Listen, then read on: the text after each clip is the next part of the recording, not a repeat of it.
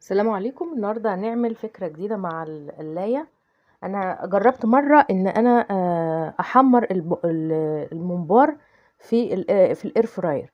المرة دي بقى انا هسلقه في الاير فراير، نشوف ونجرب ونعملها. بس هستخدم الكيس الحراري معايا، لان الكيس الحراري فايدته انه بيسرع السوى شوية. وبرضو فايدة الكيس الحراري في التسوية ان هو مش بيوسخ الاير فراير قوي، لان طبعا الدهون والحاجات دي بتبهدل القلاية من جوه. لكن لما استخدم الكيس الحراري بيسرع السوى، وفي نفس الوقت بيحمي حلة الاير فراير من جوه من ان هي تتملى دهون وكلام من ده. تابعوا معايا كده. انا حطيت هنا يعني نص ربطة كزبرة في الارضية برضو، علشان ايه؟ لو المية نشفت الممبار ما يلزقش في الكيس. طبعا ده اختياري، لو انت عايزه تعملي كده اعملي، مش عايزه براحتك. هبتدي ارص بقى ايه الممبار. انا عامله 3 اهو. وطبعا حطي اللي بتحبيه في الطبخه بتاعتك. انا بحب احط نص جزرايه كده، مع طماطمايه، مع بصلايه، والبهارات بقى اللي انت حباها. هي طبعا الرز فيه البهارات بتاعه، بس انا هحط هنا ايه؟ عندي ورق لورا واللي هو الليمون اللومي، والبتاع دي اللي هي حباية اسمها ايه، قرنفل. حباية واحدة، وحباية واحدة من الحبهان.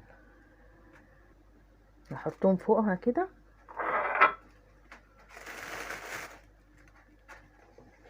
نقلتهم في طبق عشان لما احط المية. وهنحط بقى ايه يعني نص معلقة ملح، عشان طبعا انا هضيف مية مغلية، فايه لازما نص معلقة ملح.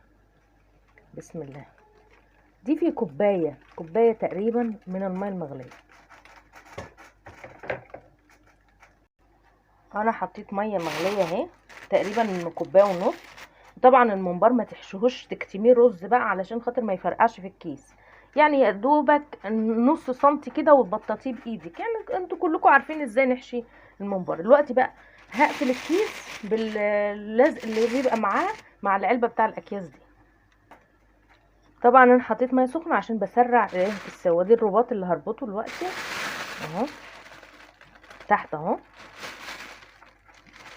ربطته كويس من فوق. طبعا سبت مساحه للهوا اهي، علشان ايه؟ لما الميه تغلي ما تفرقعش الكيس. وبرده هاجي برضو يعني فتحه صغنطوطه خالص من فوق بالمقص كده. بس كفايه. ايه؟ عشان طبعا البخار يطلع وما يفرقعش. إيه دلوقتي هحطه بقى في الاير فراير واظبطه. اه، عندي الاير فراير دي يا جماعه معديه 3 سنين، يعني داخله في ال3 سنين.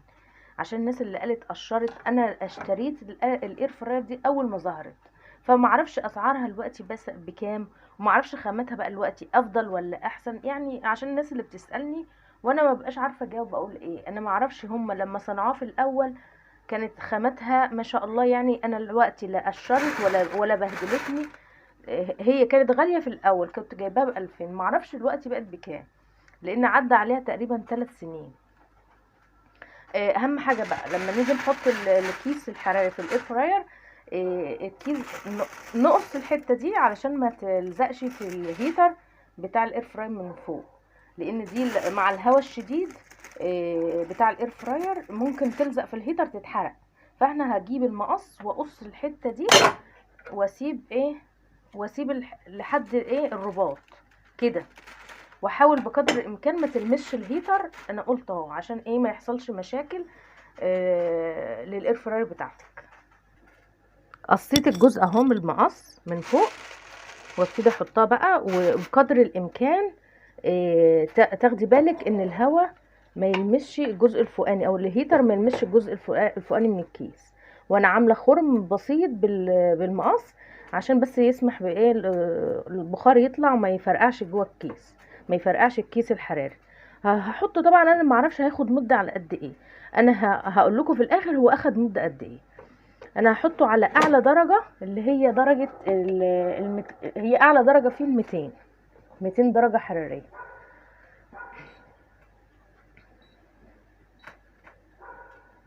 دي اعلى حاجه. انا هظبطه مثلا على نص ساعه. وطبعا زي ما انا قلت لكم قبل كده، ابقوا شيكوا كل فتره، يعني ما تسيبوش الحاجه في الاير فراير وتمشوا. كل شويه بصه صغيره. هشوف في الاخر اخدت مده قد ايه واقول لكم.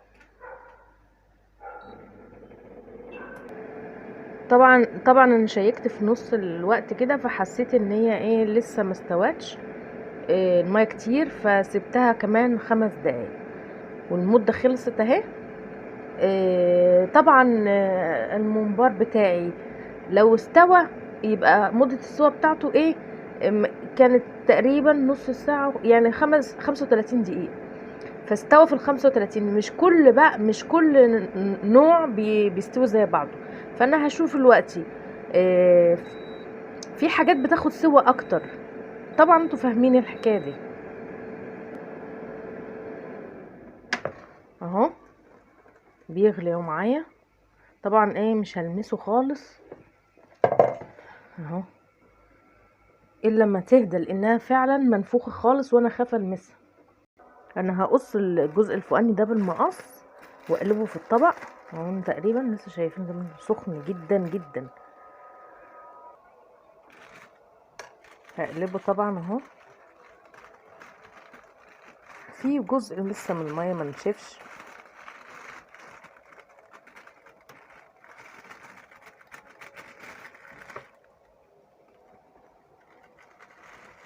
الجزر بتاعه مش عايز ينزل. انا طبعا علامه السوا ان انا ايه الشوكه تدخل فيها. انا هطلع واحد اهو